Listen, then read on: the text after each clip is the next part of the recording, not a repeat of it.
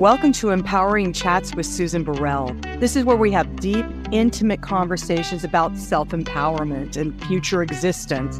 I am an intuitive healer and a light leader who has been called to activate other light leaders. So I'm curious, are you one of them? So by listening, lean in and see if you are ready to be that eternal potential you've been called to be. Using your bravery, your talent, your tenacity, can you be innovative and adventurous in order to activate your light and lead from that place? This is where we learn how to love ourselves from the inside out and love the whole world over and over again. Enjoy the show. Hello, everyone, and welcome to Empowering Chats. I am so thrilled to have this beautiful, bright light of a human being with me again, because last time we talked, we ended, and both after I finished record, we both looked at each other and said, we have to talk again. So I want to welcome back Kate Rose. She is the author of Written in the Stars. Kate, thanks so much for being here. Oh, thank you so much, Susan. And like I said, it's truly a joy and pleasure. I was honored to be able to come back and talk again. Yay. So Kate, you guys, besides being an author, is a spiritual astrologer. So first I want us to talk a little bit more about her book, Written in the Stars. And then we're going to talk about the astrology of 2025. So when last we left off, Kate, we had not gotten to the section in your book about twin flames, and you had said that you really wanted to just have that conversation. So let's talk about twin flames. What are they exactly? So twin flames are not what most people think they are. That's the best way to first describe it. We have to look at the kind of historical context of twin flames. So there's all sorts of myths. There's in Asian countries, there's the red string of fate that connects us. In Greek mythology, it's that humans were originally born with 4 arms and 4 legs, but the gods thought us too powerful. So they separated us forever to be wandering the earth in search of our other half.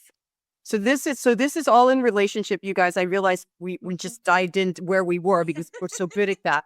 This is all about relationship. Her Written in the Stars book is all about relationship. So it's interesting to me that, and that's kind of sad, that if you are a severed piece of your that's like severing your soul in half or something. Mm-hmm. Exactly. And it also points this picture, which so many of us subscribe to at a certain point of our lives, of that we are not whole unless we are with a specific person. So in that, not only giving us the love and acceptance and validation, but also disempowering ourselves from our own life, because we can only be whole, we can only be good, we can only be ourselves if we are truly with this other person. Wow, that's well, that explains a lot. I mean, for so many, I know I went through that journey of my life. Me too. Me too. Oh, and we all do. And so we have this, a lot of people are like, oh, it's a new age, belief or a new age theory. And it's not. It actually has very, very deep historical context. But for the most part, it really wasn't until the 1970s that we started seeing a lot of literature kind of coming out, people writing about twin flames. The only issue is that until just very recently, nothing was written at all after the 1970s. Oh. So much of what we are basing our description or idea of a twin flame connection is actually based on what was originally written in the 1970s. Wow. So I kind of always, my little analogy is if we're not using a telephone from the 1970s, then we shouldn't really be using the same reference of knowledge for our relationships. I love that. Ourselves to grow. I love analogies. Right. Well, and it's true because that's part of why we come here as souls, and we are in relationship to other people for our souls to grow. Exactly. The growth is the point, and change, evolution is the point, not just of, our technology systems, but of course, personally, spiritually, emotionally, of ourselves. And so, what most of the literature that is written from the 70s about twin flames, it actually perfectly describes the karmic connection.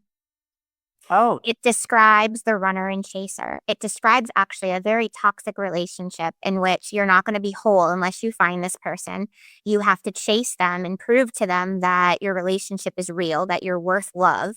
And otherwise, you just have to wait patiently and hope that they'll return. oh my goodness. Oh my goodness. So there's been so many times I've gotten calls from people and they said, I've been waiting 10 years for my twin flame to return. Well, how do you know that that's your twin flame? What have you been doing with your life in the past decade? Oh my God, that's so sad to me. Because also, because karmic relationships, like we talked about last time in her book, you guys, which is one of my go-to books right now, Thank you. truly, is the like the secondary relationship most of us enter into, and it is, you call it the karmic relationship because it's where we do the most deep work. Me too. And I was in a karmic relationship for 28 years. I am not waiting for that to come back. Why would you? 13. Oh my God. And in fact, at one point I said, I might have actually more than said, I might have had my voice being loud at this point. And I said, is there anything else we can do in this lifetime? Because I never want to meet you in another lifetime. That's exactly what I said to any universal extraterrestrial angelic person thing. Anything. I want it to be done. Yeah. So, Ah, so we don't want this to come back into our lives. And it's so fascinating because even like the original literature on twin flames, it really sets up this belief that we're not whole, we're not worthy of receiving, we're not worthy of being pursued, we're not worthy of a healthy relationship, that it always has to bring us on an emotional roller coaster. We have to chase, we have to beg, or even that aspect. I mean, even in the book, I have moon rituals, I love ceremonies, I've done all the things, but we're not going to do a moon ritual to bring back a karmic relationship into our life. That's not what we're going to do. And there's so not many, very smart. no, and there's so many people out there who, whether it's we're going to cut a karmic tie or burn this candle and do this ceremony and you're going to get your twin flame, when in reality, even that is disempowering because to actually achieve that relationship and love that you want has to do with that inner work. It has nothing simply to do with lighting a candle or wearing a certain precious stone on your wrist. That's a lot of I'm just reflecting, Kate, what you just said so everybody really hears it. That's a lot of outsourcing of your personal power. It is also not taking responsibility Mm-hmm. for your inner growth. And the only way, in my experience, but I think that's what you were just saying, Kate, is the only way for you to fully be you is to learn how to love and approve and accept yourself and see yourself with the good and the not so good as whole. And if you're constantly looking outside of yourself for somebody to love you so you can feel better, you're going to lose on all fronts. Absolutely. And it always happens, but we always have to go through this phase of our life in order to learn that. And that's why, yes, the traditional writings from the 70s on twin flames depict the karmic, but the karmic is necessary because the self-growth that occurs there is what sets the tone for the twin flame. So if a twin flame is not a toxic relationship, if it's not the runner and chaser, if it's not going to have you sitting at home alone for 10 years waiting for love to knock on your door, what is it? Twin flame is the healthiest expression of love that we can have in this lifetime. It means that you're seeing two people who do have a profound soul connection come together. Both individuals know what it means to even do the work. Yeah. Nobody's perfect because once we start the journey, as we know, there's no end result. We're not trying to achieve a milestone or reach a finishing point, but it's two people who know what it means to do the work. We are aware of our childhood wounds. We are actively trying to love ourselves. We're learning to take accountability. We understand what it means to be a cycle breaker or to want to work to break cycles and patterns in our lives. We are not avoiding hard conversations. We're also not acting out of anxiety and shutting down a connection or a discussion based on our own anxiety. So we're learning to hold space for ourselves. Nobody's perfect. Nobody's ever meant to be perfect. But it's two consciously aware adults coming together in a relationship with a profound soul connection for them to be able to continue to grow and heal. And there's still a lesson. The number one lesson with twin flame relationships is to receive. So it's almost like the universe keeps asking. So you've said you want this amazing love. You want someone to pursue you, but are you going to actually receive it when they do? Are you going to actually be open to having it when you have someone come into your life? I'm grabbing my forehead because, Kate, I am in that right now. I am, and I'm so, of course, there's no mistake we're having this conversation Never a mistake. now. Truly. Yes, because you just described my current relationship of 10 years now, and it was magnetic, electrical when we first met. Both of us are like, what is going on? And we had just both come out of marriages of 28 years. And it moved rapidly. Um, and I remember my current spouse saying to me when we both realized we are getting on this boat together now. He said, I'm not here to make you happy. And I said, no, you're not. I am here to make me happy. And as long as I remember that coming out of a very toxic relationship, I do default sometimes, and We all do. We're not perfect. oh my gosh. And when I do, I so have to pull myself up and stop and then apologize if I've been projecting onto him, because he doesn't do that. He's a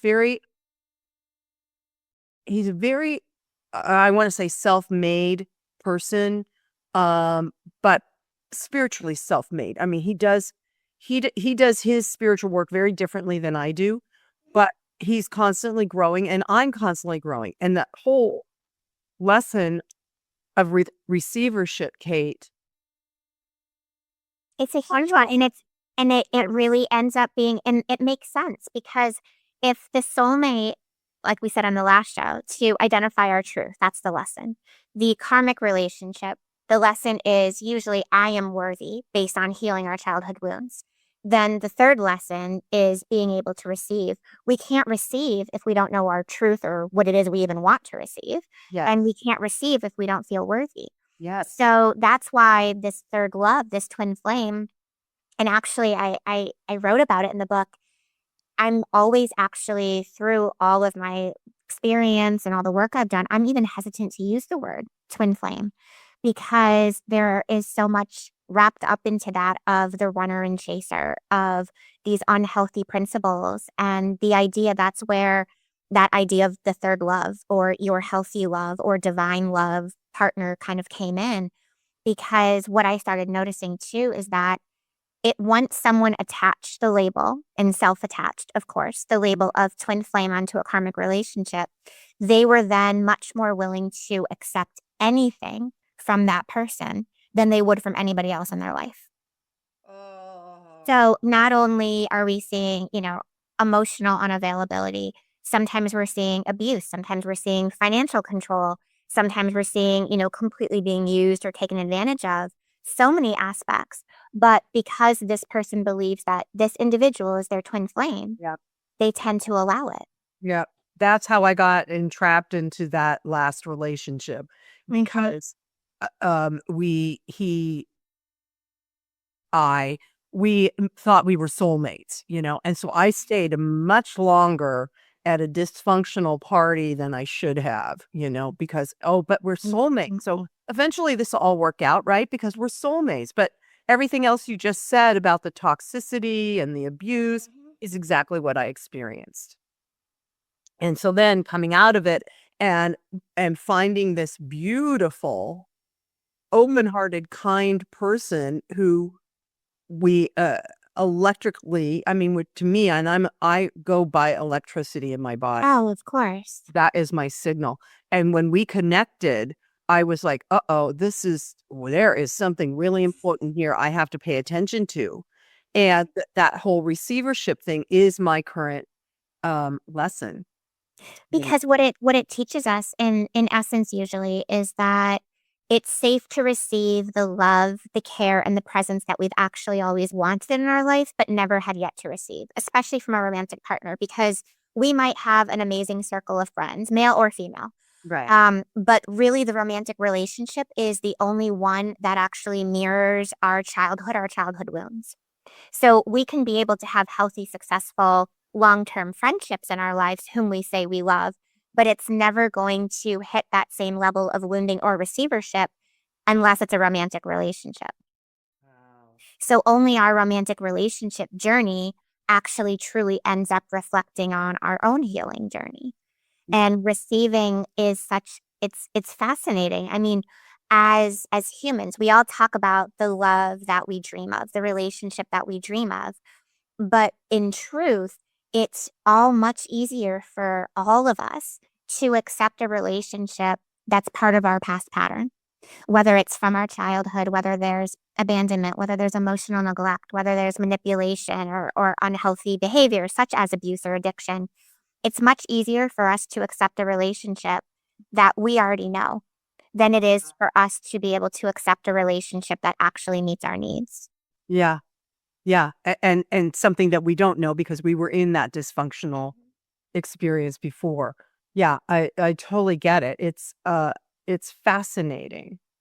I was just going to use that word because it comes down, our we have to remember that our brain, no matter what scenario or situation, our brain is always working to keep us safe. Mhm. And safe to our brain means same.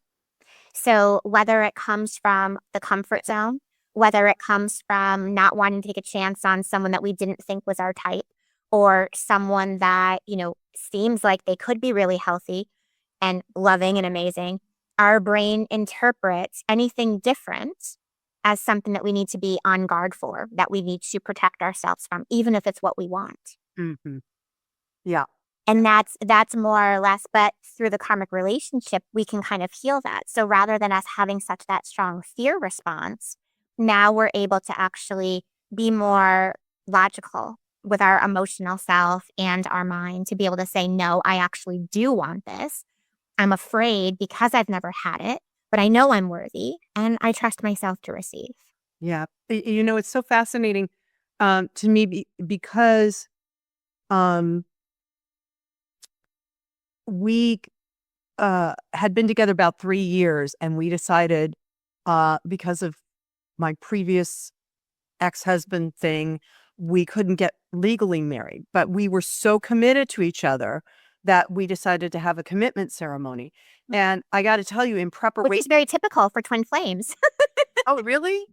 Yeah, usually most twin flames won't necessarily have like a white dress traditional wedding. A lot of twin flames will, elope, or they'll do a private commitment ceremony, or they'll share their own vows with each other. And it just more kind of represents like your authentic needs or desires versus kind of what we've been trained love means.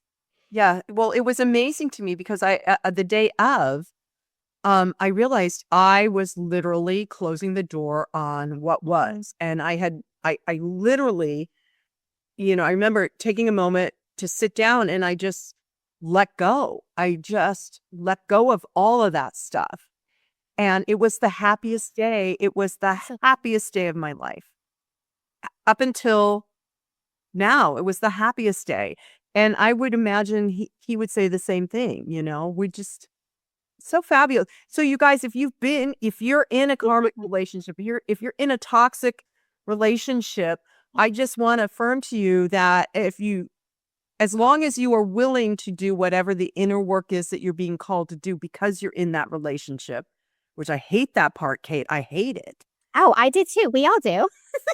But as long as you do that work, then there is this greater potential for love as you move into your next experience of relationship. And I know I have several friends that are divorced from toxic relationships, and they never want to get in a relationship again, ever. They've shut, locked, bolted.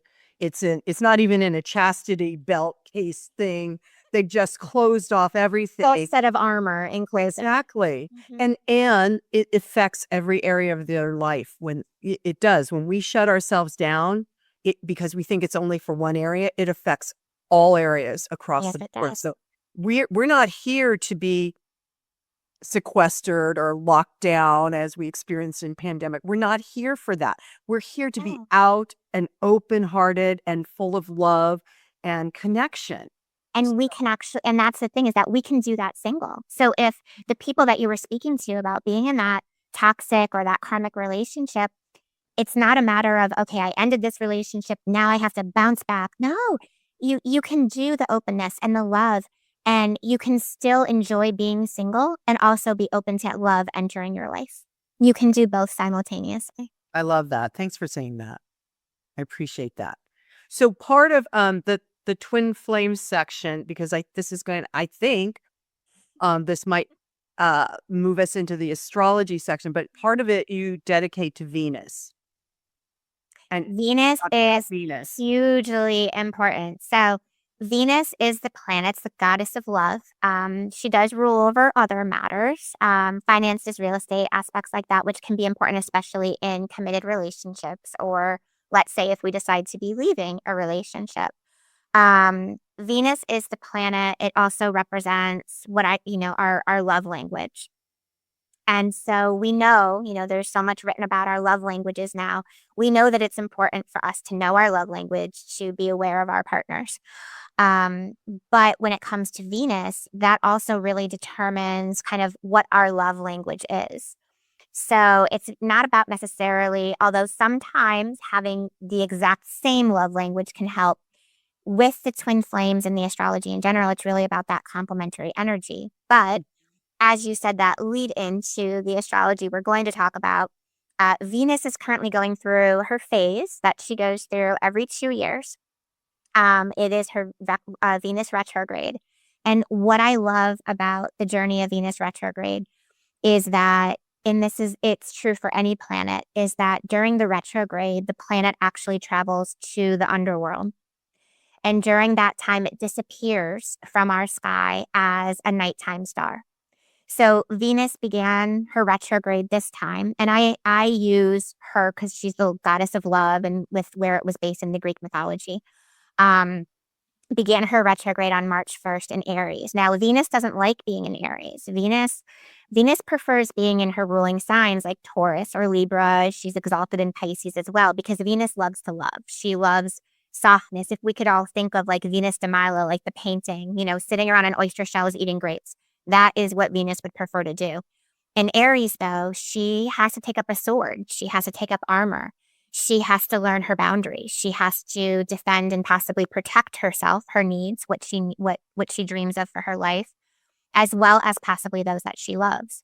So Venus retrograde in Aries is not a comfortable energy, but it is a necessary one. So during this time, from March 1st, Venus stationed retrograde, it's going to be traveling the underworld, so it kind of will disappear from our horizon line. Around March 21st, it's actually going to reemerge as a morning star. Now, although Venus retrograde is not over at that point, when she emerges from the underworld, that actually is what begins a brand new Venus cycle. You might not have seen it, and maybe some of you listening haven't, but I would highly suggest looking up and saying Venus's pattern of like retrograde, because what it makes is it's actually a beautiful flower pattern. Wow. All around the planet Earth, it literally makes this beautiful design of a flower. And so this is the beginning of like one of those petals. So as it emerges from the underworld, now it's starting a brand new cycle, still in Aries, but now this is the point where in our lives, rather than the first half where we're dealing with a lot of themes, a lot of our past healing, we're dealing with old relationships. If we're in a current relationship, it's when we're being asked to deal with possibly issues or situations that we haven't wanted to address as of yet. Aries also is giving us that confidence. Aries doesn't ignore anything or sweep anything under the rug. So we're definitely dealing with it.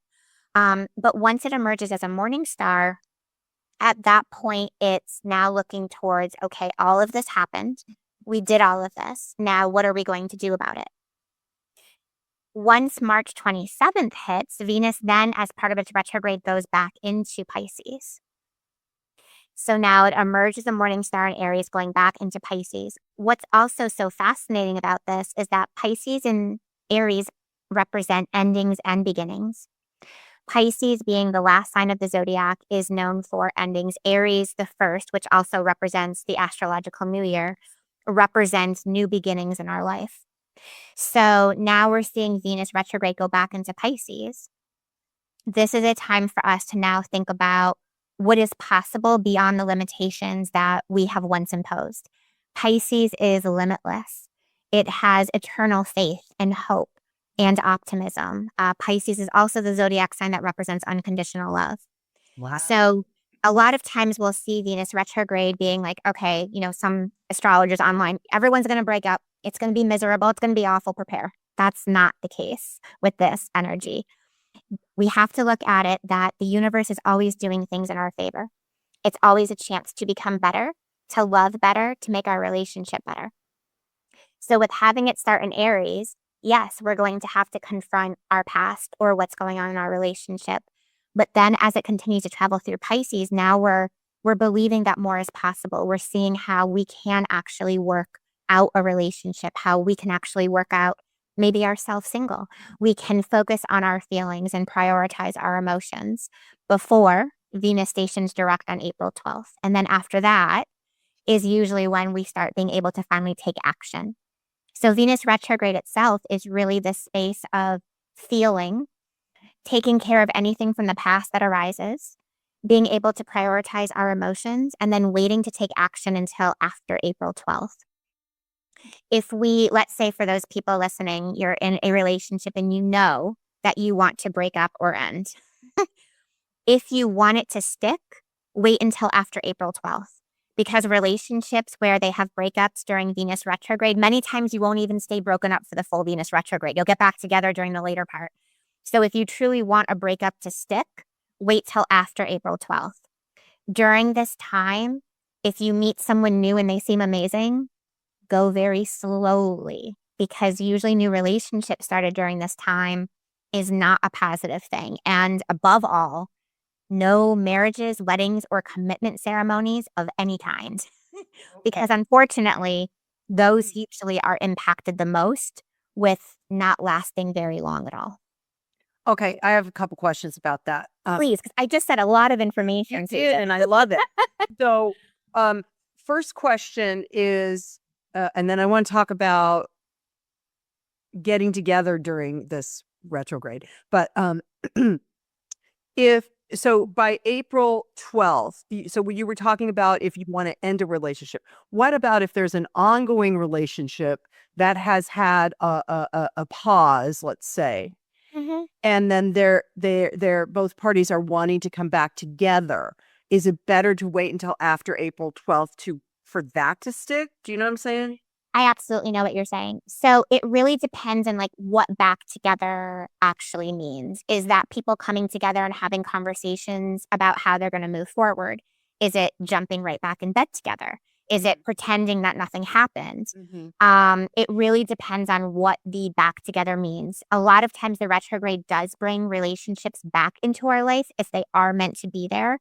But it's just a time where we are urged to go slow, because we are also having Mercury retrograde station on Saturday the 15th. And so we all know that Mercury retrograde is famous for bringing back those exes and just testing our boundaries to see if we've actually learned those karmic lessons. So with having both planets retrograde for the rest of the month, we really can't be 100% positive whether is this a pause that was meant to reconnect, or is this one of those toxic exes from my past and the universe is testing how much I've grown.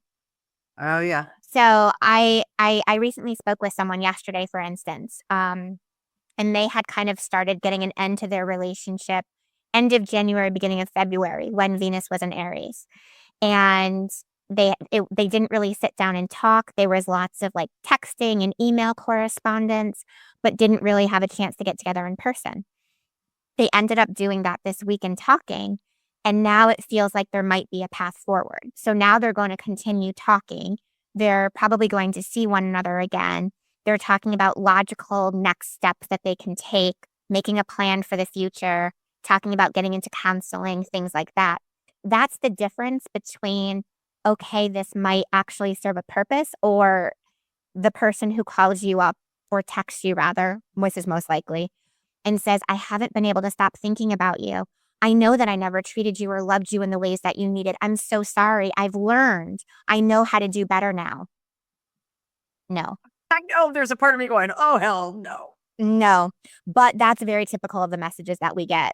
I mean, and that's at best. Otherwise, it's, the WYD, been thinking about you lately. That's an absolute no. Don't even respond. Wow. Okay. So then my other question was about Mercury going into retrograde. Does that happen at around the same time every year? So Mercury is the planet that's retrograde the most. So I think there's probably actually more negativity associated with Mercury retrograde than any other planet. But truthfully, we're all actually more used to Mercury retrograde than any other retrograde in our life. So I'm sorry. I meant Venus retrograde. oh, Venus. So they don't always happen together like this. And that's what makes it a little bit more dicey, let's say, in this case. And it also changes Aries season, because usually Aries season, the start of the astrological new year, vernal equinox in the northern hemisphere, that's the time when we're finally like, okay, we're ready to quite literally spring into action, whether romantically or otherwise in our lives. We're ready to start moving forward, make plans for the year, take action on our intentions that we set in January. But this year, with having Mercury and Venus retrograde, it means that kind of spring into action will really have to wait until after April 12th. Okay. Okay. Mercury does turn direct on April 7th. But even with that, you really want to wait until Venus is direct. So, and Mercury will also, and that's what's fascinating overall about the astrology this month, is that Venus will go back into Pisces on March 27th as part of its retrograde, and then Mercury does the same on the 29th. Oh, wow. So they're following a very similar path. Uh-huh. And that's, again, we're seeing beginnings, we're seeing endings, and those themes of taking action, but really making sure that we're taking action based on our emotional truth. Okay. There's a lot to process here. It's a lot to process. And it's not even just in this conversation, Kate. There's going to be a lot to process for the month and a little bit of April, the month of March. Yeah, that's not even all the astrology that's going on this month. I've been describing March as the most intense month of the year, and that's not, trying to hype it up or putting any hooks into it. It's just literally the most intense month of astrology all year. Okay, so but wait, there's more. Yeah, I want to hear why it's going to be the most intense, but I just got to say, wow, if we can just get that over with now, that would be I'd be fine if the rest of the year isn't as intense as it has been. Yes, I would agree with that. And one of the transits, though, points to us actually moving into a new level of intensity, which I'll explain in a minute. Okay. So we have I'm breathing here, Kate. I'm breathing into our hearts. We're centered. We're grounded. Okay. So we have Venus retrograde that we already spoke about, Mercury retrograde, which is really just a time, be mindful of what we agree to. We're usually, if you need to upgrade your cell phone, you probably kind of almost missed the window at this point. So just wait till April to upgrade your cell phone. Don't take a new job during this time, appliances, cars, things like that. Occurring kind of this week is the start of eclipse season. Yeah. So the eclipses occur always in a series, and it's signs that are operating in a polarity or opposing signs. So since 2003, we have been in an eclipse cycle with the North Node in Aries and the South Node in Libra. Mm-hmm. That has brought up a lot of lessons centered around balance between the me and the we. Yeah. So whether that's us in partnership, whether that's me personally and the collective of our country or our planet, there is a great deal of me versus we. with being able to find the balance rather than, having that pendulum swing too far one way or the other. We're going to be having the last eclipse on the Aries and Libra cycle, but that's actually not until the end of the month. So we're going to be seeing an ending after there's a new beginning. Oh, wait. I kind of like that actually. So Mhm.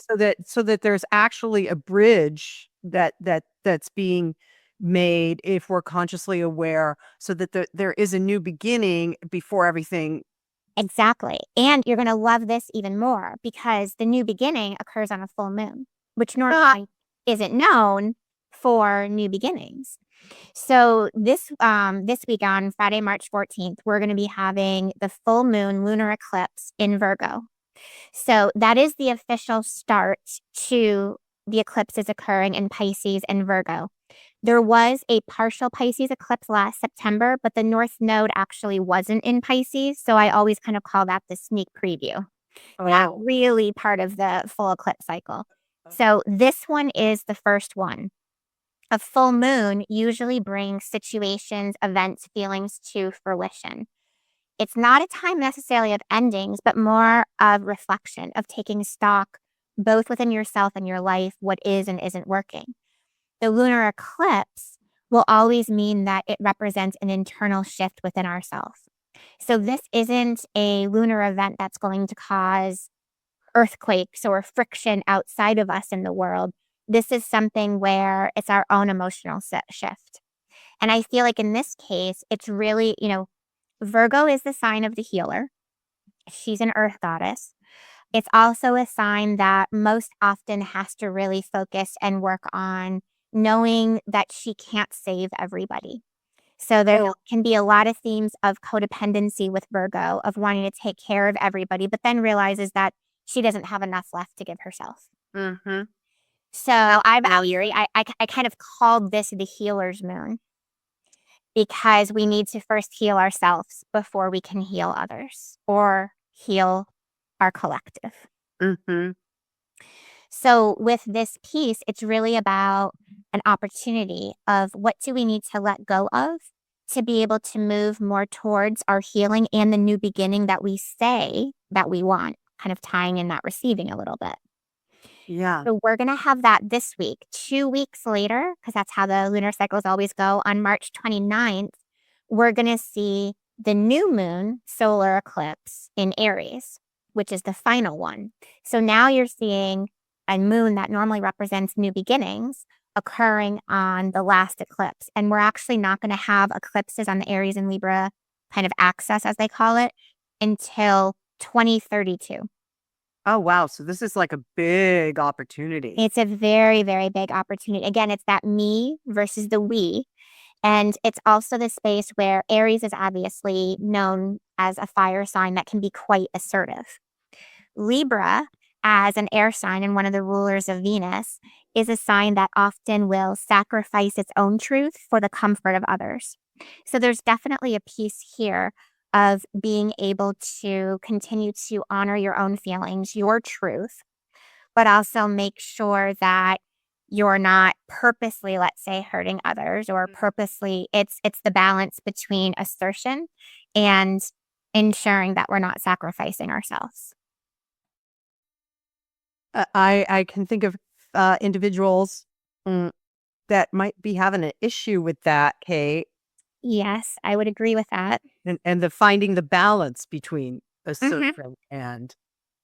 Oh, absolutely. Because Libra is a very loving sign. It's a caring sign. Libra is a sign that actually cares quite deeply for her partner, the relationships in her life, the collective, the world, where Aries can be focused on its own pursuits and not really care much about what others think or say or do or how life affects them in general. Wow. And Wow. we're going to be seeing the final one. And even in that, though, it's an ending, but there's a beginning.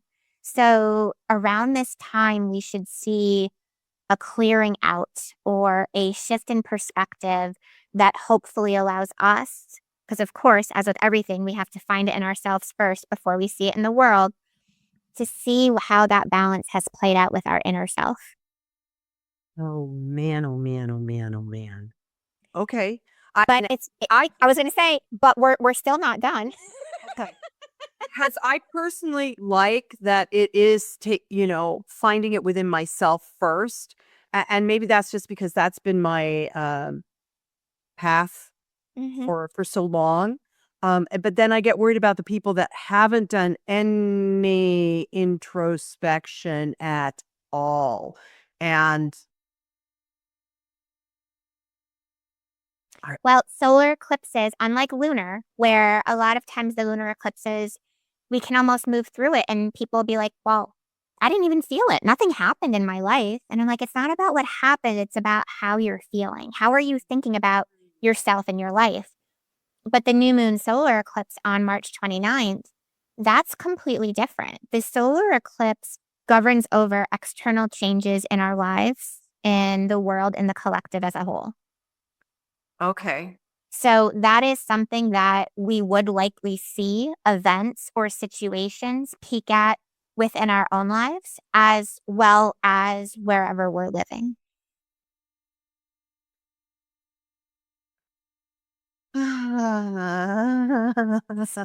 Okay, so I just am hearkening back to where you said it doesn't necessarily have to be um physical events like an earthquake or No.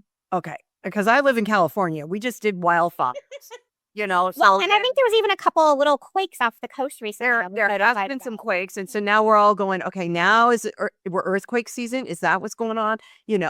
And then there's because of the coastal areas, there's a whole bunch of potential tsunami kind of situations, and we're all like going, okay, well, we're here. So No, it's the solar eclipse doesn't mean necessarily anything like that. A lot of times Uranus is actually the planet that rules over more natural disasters. okay, So when we see Uranus switch signs or there's heavy energy with Uranus, that's usually around the time when we could start feeling things move into our own lives. But the solar eclipse is something that we could see take effect in our personal life. The thing with eclipses is that, like all of the astrology, they are happening for our greater good. But how the universe works is that it's going to give you multiple chances to do something, whether it's to grow, whether it's to heal, address an issue, tell the truth, choose yourself, know you're worthy, leave a dead end job, leave the relationship. The universe will give you multiple chances. It is a kind and loving, benevolent universe. However, if at a certain point we don't choose any of the opportunities for, because they're never going to be comfortable. We're never going to be like, oh, well, that seems super easy. Sign me up. We're never going to say that. But if we don't take any of those opportunities, then the universe says, well, now I just have to make it happen. And eclipses are one of those times that the universe tends to do that, especially the end of a cycle.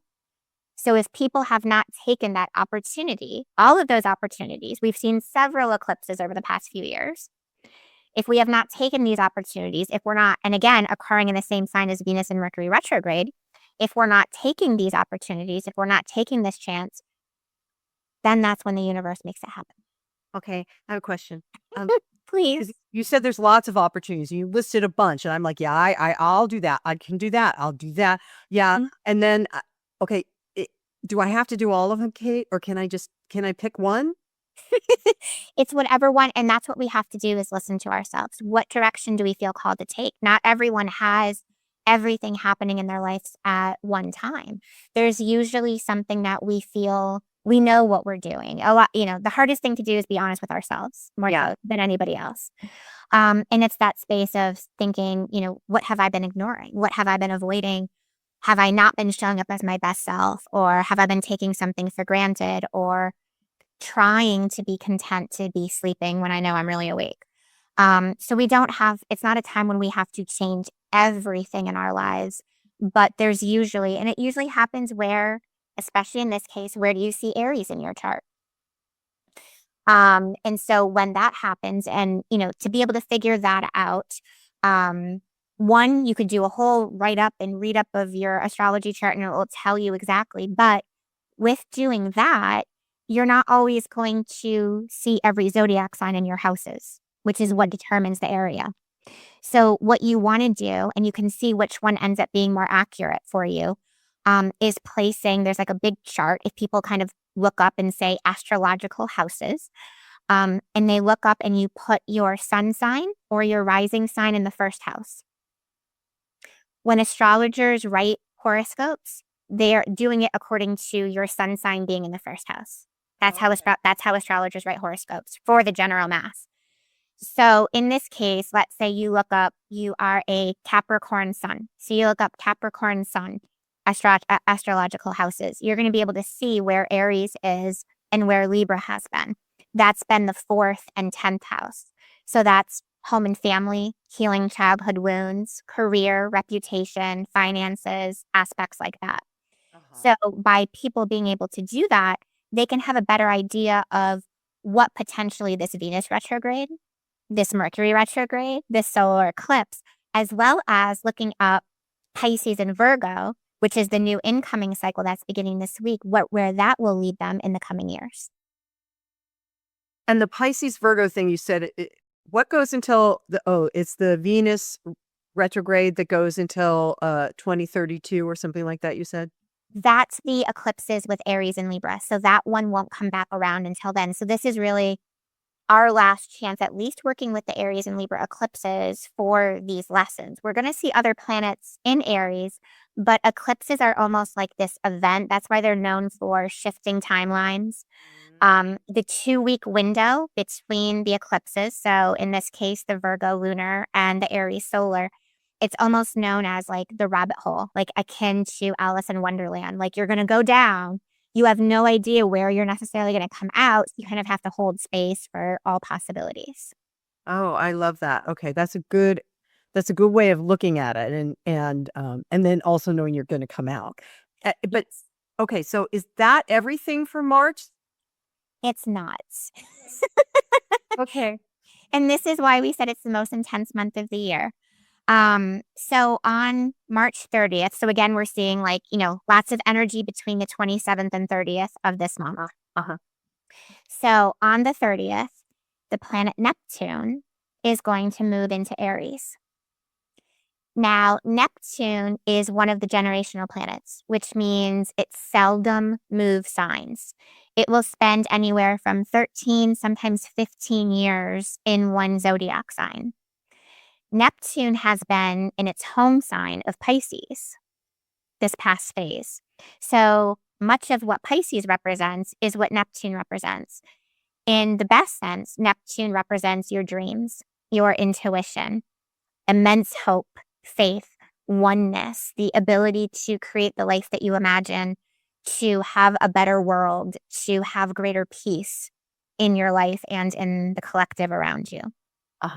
But Neptune, like every other planet and zodiac sign, there is the best, and we all have a shadow side. So Neptune's shadow side is deception, illusion, addiction, and along with illusion, untruth. So in Pisces, it's actually been more challenging because you got kind of that double energy to be able to, let's say, discern what is an illusion and what is real. What's going to actually help you in the long term or be part of your relationship or the life that you want to lead? What is versus the illusion that you're being sold? So, I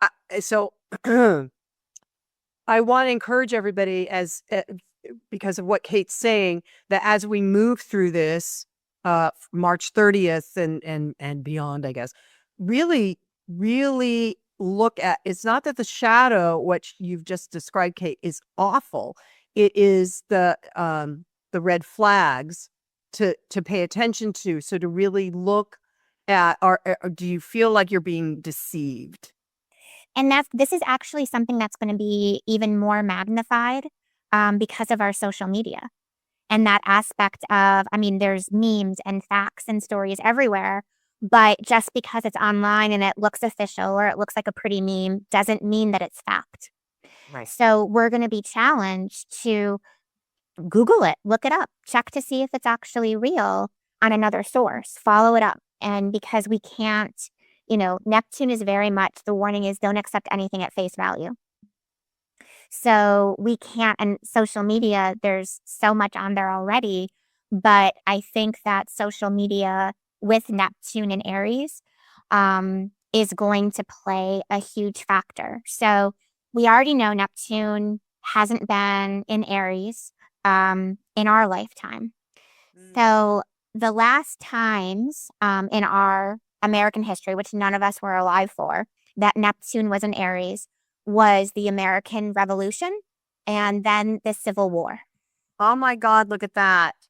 And now we're entering into that phase again. And actually, the country of Canada was also established during Neptune and Aries.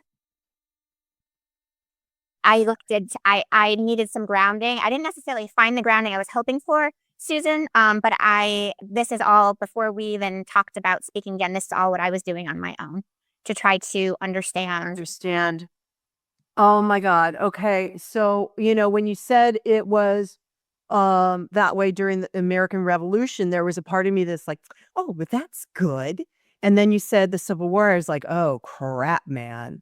And then now, But there's similar themes, actually. There's similar themes between both events, and that it does come down to power. And it does come down to how people are viewing power and what the collective decides to do because of that. Whether we're, obviously American Revolution, it was kind of succeeding from another country's rule, where the Civil War, as part of that, the country ended up succeeding from itself. yes. So, but it all came down to power and what the belief was. Again, was the power part of the collective, or was the power reserved for only a few? And both themes are true for the American Revolution and the Civil War. Yes, it is. And yet, I'm sorry, it might not be the news that you or anybody listening might be hoping for. I mean, just to kind of tease this out a bit, Kate, because you guys really, we have to pay attention to this. I mean, I've been saying this for the last several months, and years. Oh my God, we have to pay attention to this because, is it power that is really for the people? Or is it power, like Kate said, for the few? And it depends on what perspective or facet of that jewel you're looking through. Are you going to see it? And so it's really vital, you guys, that you discern what your truth is, what your truth is. And as you discern that, you'll be able to see where the power, I'm hearing false power, actually lies. False prophet. I'm gonna, so from my perspective, and a lot of people aren't gonna like it, the false power is currently in the Oval Office. And so this contention that is trying to be developed between the United States and Canada is a false reality that's trying to be created so that then, now just watch this, you guys. Now I'm an American, right? I am so grateful for those people that fought for us to break away from England, because I really believe we were founded on higher principles. And watching what's occurring right now, there is not a higher principle happening here. This is not a higher consciousness trying to evolve itself. This is a lower consciousness trying to, you said it earlier, trying to just stay stuck. That's saying, safe. Oh, I had to write this down. Sameness. Say, I because that hit me. I often don't feel safe. And then when you said, but it's because people want it to stay the same. And I went, oh, and that's true. Right. So, you guys, we really have to pay attention, because really, do we want to go to war with Canada? Why would we? Oh my God. Why would we? or anyone for that matter. There is no, or even within ourselves. right, or even within ourselves. Well, we've already been experiencing war within ourselves, and there are people, somebody in my family who's fully armed, fully geared up for what I really don't know, but fully geared up because that's going to happen, this person believes. And I'm like, where did you get that information? One of the things that's really interesting about the astrology, though, the big news last year was the United States of America experienced their Pluto return, Uh-huh. which we experienced on the, quote unquote, the birth of our country. So what's fascinating is that although we have had Neptune in Aries during two, I would say, pivotal moments in our history, we haven't had the Pluto return last time it occurred right before the American Revolution. Uh-huh. So the fact that we had our Pluto return, now we're moving into Aquarius, it brings a very different energy. Aquarius, that Pluto and Aquarius energy, Pluto governs transformation. It's the alchemist of the zodiac. And I love that sense of alchemy with Pluto, because it will take the worst, it will take what's horrible, and it will make it into its greatest treasure, into what is valuable, into what is beautiful. Yeah. Aquarius is the free spirit of the zodiac, though. In Capricorn, it does represent the patriarchy. It does represent Capricorn is stodgy, dug in, and this is the way it's going to be. It's the only way it's going to be. Aquarius, exactly the opposite. Aquarius believes that without the good helping the collective, it's no good to itself. Mm-hmm. Aquarius is always figuring out ways to be of service, to be of benefit, and it judges its own success based on the success of the group, not just itself. So that is a very different energy than we have previously seen. Even with, let's say, the American Revolution, all men are created equal. This is a completely different energy that we're seeing this time. Okay. And it is what it is too, right, Kate? It is. I mean, and it's not going to be a time for silence.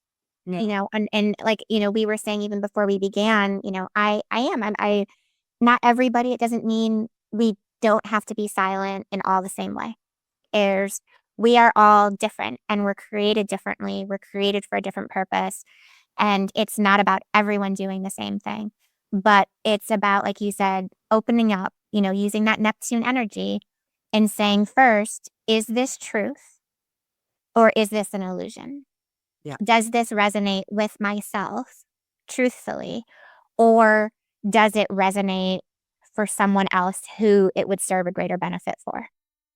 Well, here's the other thing, Kate, too, because I have students who think that what's going on is good.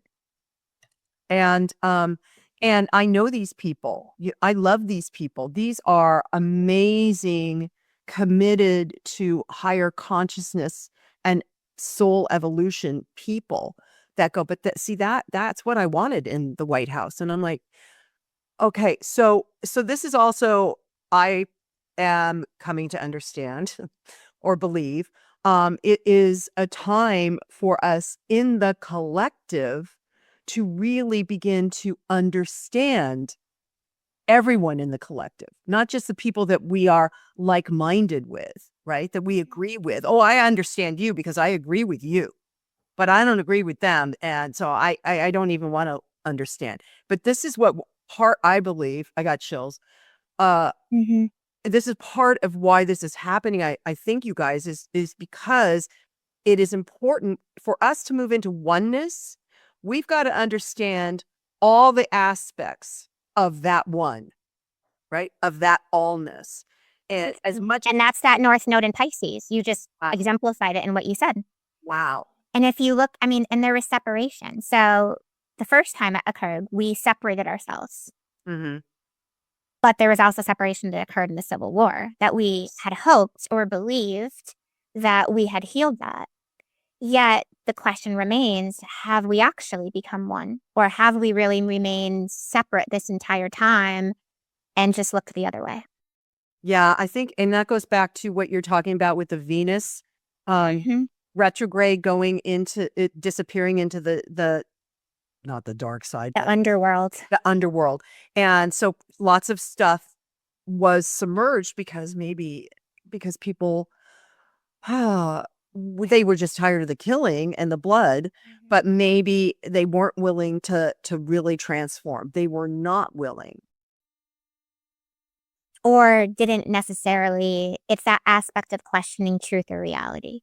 You know, Mhm. as long as we're seeking power, we're never going to be seeking truth. Oh my God, did you guys hear what Kate just said? That is the most important kernel out of this entire conversation. Hmm.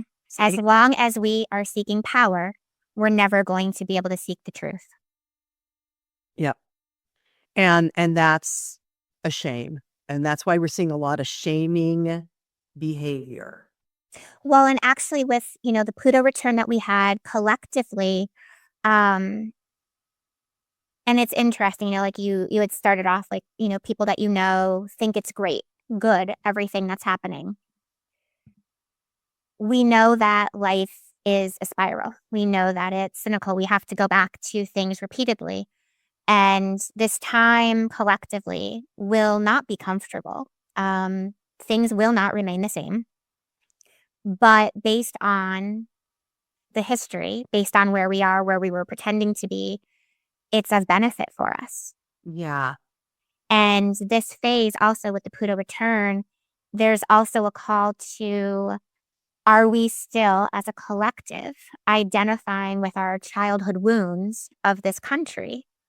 Or are we maturing beyond them? So, more than just power and truth and illusion, separateness, there's also this aspect that collectively as a nation, we have incurred these childhood wounds, not just from our birth families, but from our country. And now we're truly seeing that play out in front of us. And so this is an opportunity to heal our interpersonal childhood wounds, As but well. also the United States of America's childhood wounds, which makes sense to me because it was a nation that got birthed, you know? Truly, it did get birthed. Got stolen. It got many things over the years. Yeah.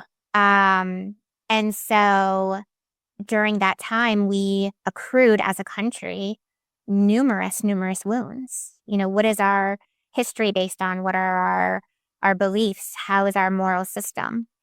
And just because possibly we could argue in many ways we've come far, we can go far and still be unhealed.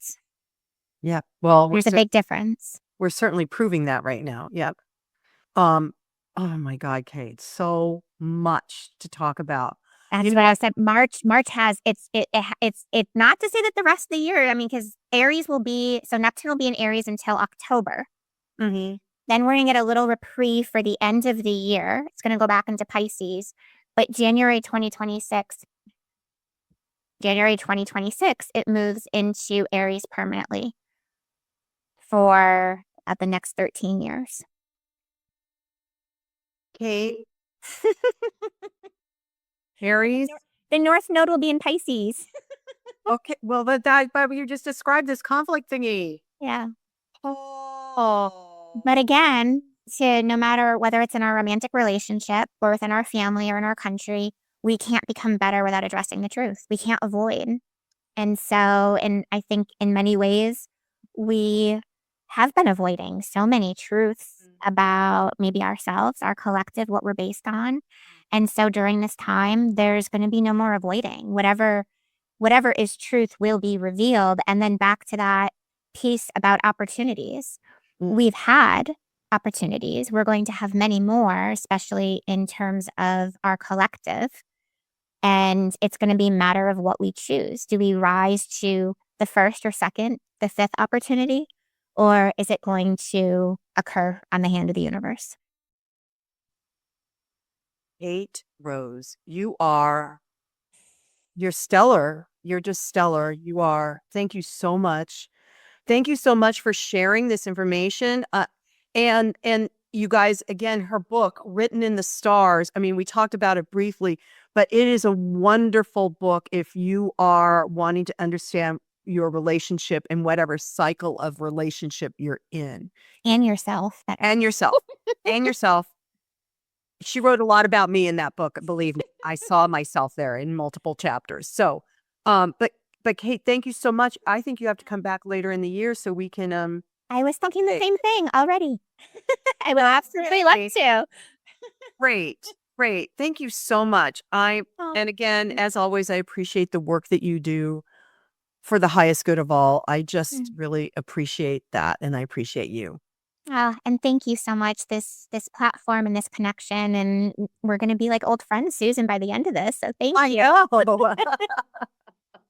All right, so I'm just going to finish with, and so it is, namaste. Well, that wraps up our empowering chat for the day. I hope you enjoyed it and found it inspired you to be more empowered. If you want to find out more about me, go to susanburrell.com, my website, and you can see what we're up to. I am teaching classes again, so there's a calendar of that, and you can register.